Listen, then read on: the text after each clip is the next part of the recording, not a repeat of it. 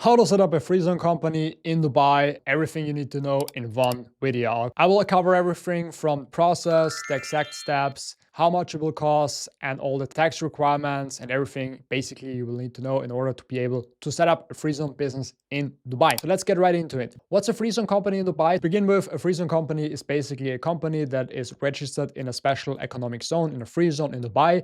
Currently, there are over 30 different free zones in the UAE. Many of them are in Dubai actually. So just to have the information.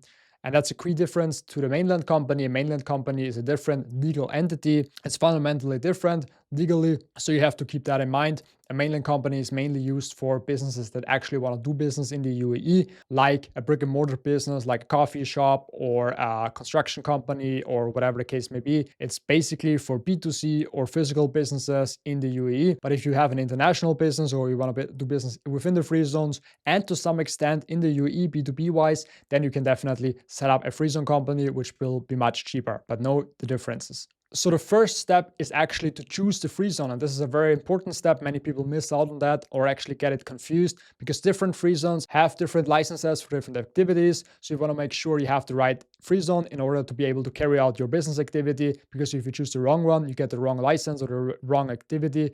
And then you're not able to do business, which is quite bad because you can't switch free zones. You have to close down your company, which costs a lot of money, which costs a lot of time. And then you have to set up a new company in the right free zone. So avoid that at all costs. Choose the right free zone in the first place. Different free zones, like I said, have different licenses. Just giving you an example, the Jebel Ali free zone is very, very heavily focused on trading, have a lot of trade licenses, including warehouses. So they have, even beyond the licenses, a lot of infrastructure that supports the activities. So obviously, if you have a trading business where you import or sell goods, then you might want to go with a Jebel Ali free zone. Another example would be the IFC. If you have a financial institution, a fund, a cryptocurrency project, you might want to go with the DIFC because this free zone has specific licenses for that as well. Another very popular one is DMCC. It's a quite old free zone. It's one of the oldest free zones in Dubai. It has a lot of different licenses, including trading, some financial activities. So it's a very general free zone, but it's quite expensive. Two free zones I want to mention that are very popular amongst expats for many reasons. First and foremost, because they are quite affordable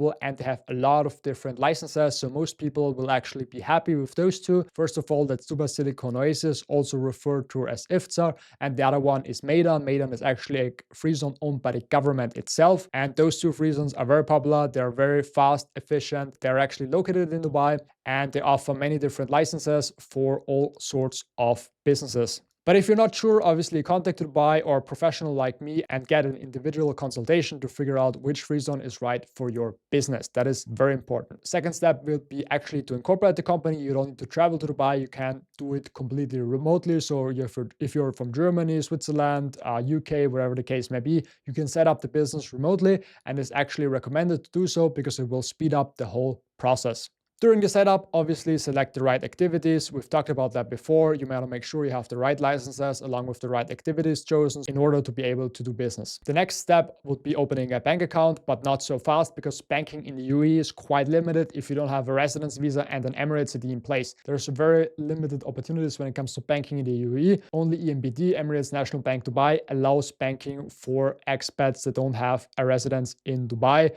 So this is very limited. And there are some other fintech banks that are offshore, like Currency, which is based in Hong Kong, or Free as Money, which is based in the UK. So those two options are there, but it's not very optimal. So the full process will require you to come to the UAE. So basically, after the company information, you will get an eVisa. With the eVisa, you can enter the UAE. Even if you're from a EU country or another country that doesn't require a visa, make sure to travel in the UAE with the eVisa because it's required by law in order to proceed the whole process. Otherwise, if you don't do so, if you just enter the country without the eVisa, you will have to do a status change.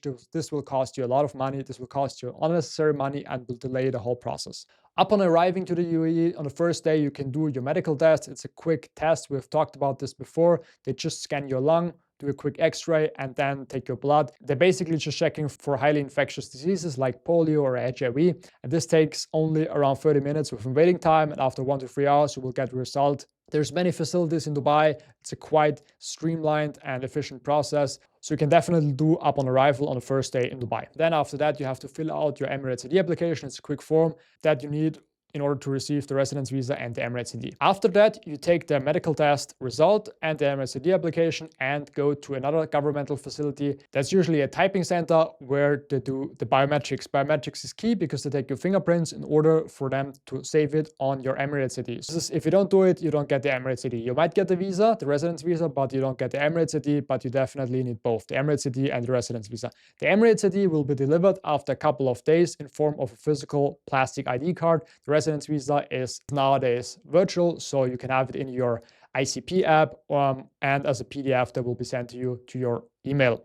So usually within a couple of days, within the first week of Dubai, you can get everything done. Sometimes the Emirates ID can take a little bit longer because of shipping, but usually you will receive your visa within the first days if you do everything correctly.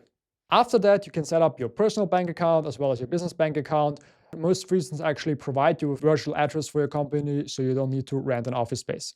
And that is quite different from the mainland company because the mainland company requires a physical office, and this will also add up to the cost. So again, we're sticking to the Freezone, it's cheaper. So there's multiple banks that you can actually choose for opening a business bank account. I will mention a few of them. The first one I can recommend because it's quite cheap, easy to set up and very user-friendly is VO Bank. It's a subsidiary of First Abu Dhabi Bank, the biggest bank in the UAE, or actually one of the biggest ones in the GCC. It's a very renowned bank and they have actually started a new bank called VO. It's a fintech and yeah, it's quite easy to set up. So first one I would recommend. Second is Mashreq Bank and Emirates National Bank Dubai. Both of them are local banks, very good customer experience. In my opinion, they have their physical banks. So if you need more from them, it's good to have that as well. And they're good for personal as well as business bank account openings. Another bank I can recommend is First Abu Dhabi Bank. Like I said, they own VO. They also have a physical bank, the FAB, and yeah, great customer experience as well.